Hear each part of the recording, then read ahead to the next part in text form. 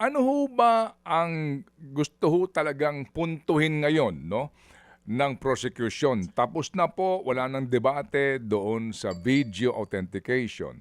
Ano po ba ang gusto po ninyong patunayan today and until tomorrow dito po sa inilalaan yung 11 days supposed to be po para po sa Article 4? Oo. Gusto ko nating lalo pang pagtibayin ho dito yung punto ho na, seryoso ho talaga ang pagbabanta sa buhay ng presidente na ginawa ng respondent 'no.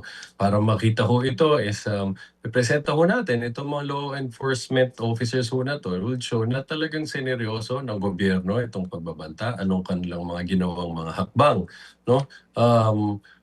Para imbestigahan ang pangyayaring ito, anong naging resulta nung investigasyon, 'no, at ano ho yung mga ginawa nilang mga legal actions as a result of that investigation, 'no. Mahalaga ho ito dahil mapapakita ho nito na ang point ho dito sa impeachment, 'no, at the end of the day is to see yung Mhm, fitness of a mhm. public official to remain in office. So, yan ho ang sasagot sa katanungan ho na yun, 'no, na Okey, tama opo. ba yung gano'ng klaseng asal. Talaga ho bang gano'n kahaba ito si, Ginoong Lotok? And then, 'di ho ba ifo-fortify lang naman 'yan ni Direktor Matibag ng NBI? Separate po kasi yung kay Bello, 'di po ba? Ito ho kasi yung supposed to be nga transfer ng detention ni Ma'am Zuleika Lopez. Gano'n ho ba kahaba talaga ito na pagpapatunay sa ginawa nilang investigasyon para sabihin na seryoso yung banta sa buhay ng presidente et al?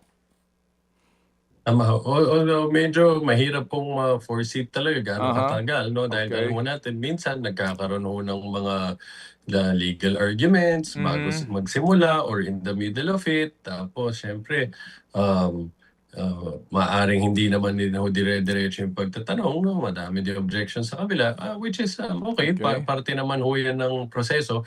So, but what we could say is, as much as possible ta-try naman ho naming mas mapabilis pa ho, itong daloy ho ng proseso dahil pare-pareho naman ho natin gusto kasama ng mga kababayan ho natin na Mhm. matapos ho ito in, not just, proper but also an expedient manner 'no.